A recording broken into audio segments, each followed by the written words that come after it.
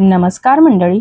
तर आज आपण कांद्यामध्ये बटाट्याचा कीस घालून अशी एक भन्नाट आणि चविष्ट अशी रेसिपी बनवणार आहोत, जी की तुम्ही पावसाळ्यामध्ये रोज जरी खाल्ली ना तरी सुद्धा तुम्हाला कंटाळा येणार नाही. एवढी ही चविष्ट आणि भन्नाट अशी रेसिपी बनवून तयार होते.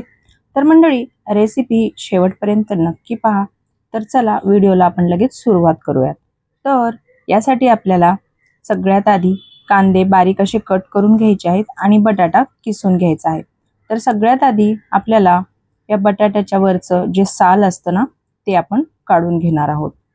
तर इथे मी बटाट्याच्या वरचं सगळं साल काढून घेत आहे. अशा पद्धतीने आपल्याला याचं साल काढून घ्यायचं आहे आणि याला बारीक असं किसणीने किसून घ्यायचं आहे. तर इथे मी बारीक अशी किसणी आहे माझ्याकडे, मी त्याने किसून घेत आहे. तुमच्याकडे जर मोठी असेल त्याने किसलं तरी सुद्धा चालेल, काहीच हरकत नाही. तर आपल्याला होईल तेवढं हा किसून घ्यायचा आहे बारीक. तर हे पहा, अशा पद्धतीने मी पूर्णपणे या बटाट्याचा कीस काढून घेतलेला आहे आणि आता आपल्याला हा कीस पाण्यामध्ये ठेवायचा आहे थोडा वेळ, जेणेकरून हा काळा पडू नये त्यासाठी. तर इथे मी एक बाउल घेतलेला आहे. त्या बाउलमध्ये आपल्याला हा कीस पूर्ण काढून घ्यायचा आहे. थोड्या वेळासाठी याला आपण पाण्यात ठेवणार आहोत.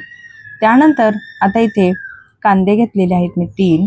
आता हे कांदे आपल्याला बारीक असे उभ्या आकारामध्ये कट करून घ्यायचे आहेत. तर हे पहा, मी इथे हे कांदे बारीक असे उभ्या आकारामध्ये कट करून घेत आहे. तर इथे अशा पद्धतीने आपल्याला हे सर्व कांदे होईल तेवढे पातळ असे कट करून घ्यायचे आहेत, जेणेकरून आपला जो पदार्थ होणार आहे ना पावसाळा विशेष, तो अगदी क्रिस्पी आणि क्रंची असा बनून तयार होईल. तर मंडळी, हे पहा, अशा पद्धतीने आपल्याला हा कांदा पूर्णपणे असा चोळून काढायचा आहे. होईल तेवढा याला असा पातळ आपल्याला करून घ्यायचा आहे. तर मंडळी, तुम्ही ही रेसिपी बऱ्याचदा बनवली देखील असेल, पण आज आपण ही वेगळ्या पद्धतीने बनवणार आहोत. तर मंडळी, तुम्हाला नक्कीच ही रेसिपी आवडेल आणि तुम्ही सुद्धा एकदा नक्की ट्राय करा. तर मंडळी, आता आपल्याला हा जो बटाट्याचा कीस आहे ना तो सर्व पाण्यातून असा या पद्धतीने निथळून काढायचा आहे. यातलं आपल्याला पूर्णपणे पाणी काढून घ्यायचं आहे, घट्ट असा याला पिळून काढायचा आहे. तर हे पहा, तर इथे 1 वाटी बटाट्याचा कीस तयार झालेला आहे. आता त्यानंतर हा कांदा मी एका पातेल्यामध्ये काढून घेतलेला आहे. आता त्यामध्ये आपल्याला हा बारीक कीस बटाट्याचा आपल्याला यामध्ये ॲड करायचा आहे. तर कांदा आणि बटाटा हे दोन्ही आपल्याला मिक्स करून घ्यायचं आहे. आता त्यानंतर इथे मी थोडासा ओवा देखील घातलेला आहे आणि इथे आपल्याला हळद आणि जिरे सुद्धा लागणार आहे. तर ते सुद्धा मी अर्धा चमचा घातलेला आहे. लाल तिखट घातलेला आहे अर्धा चमचा आणि चवीनुसार मीठ घालायचं आहे. तर तुम्हाला आवडत असेल तर तुम्ही इथे हिरवी मिरची देखील घालू शकतात, तरी सुद्धा चालेल. त्यानंतर इथे अर्धी वाटी बेसन पीठ घातलेलं आहे आणि 1 चमचा आपल्याला इथे तांदळाचं पीठ लागणार आहे, जेणेकरून आपला जो होणारा पदार्थ आहे ना तो अगदी क्रंची आणि क्रिस्पी असा बनून तयार होतो. त्यामुळे तांदळाचं पीठ नक्की घाला. आता त्यानंतर यामध्ये बारीक चिरलेली भरपूर अशी कोथिंबीर घालायची, त्यामुळे हा पदार्थ अतिशय चविष्ट आणि भन्नाट असा बनून तयार होतो.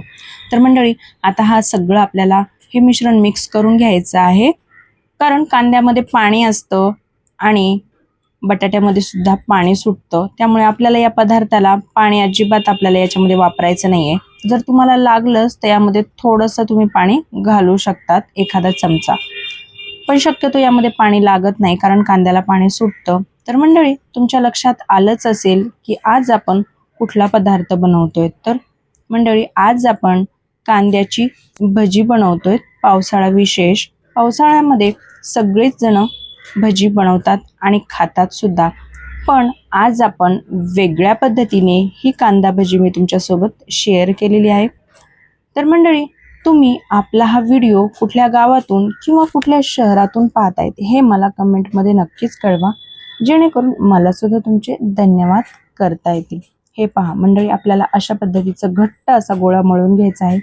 इथे आपण पाण्याचा 1 थेंब सुद्धा वापरलेला नाहीये. तर आता चला आपण भजी तळून घेऊयात. तर त्यासाठी इथे मी कढई गरम करायला ठेवलेली आहे. त्यामध्ये तेल घातलेलं आहे. तेल छान असं सुरुवातीला आपल्याला कडकडीत असं गरम करायचं आहे आणि नंतर गॅसची फ्लेम आपल्याला लो वरती ठेवायची आहे. तर आता इथे सगळी भजी मी बनवून घेत आहे.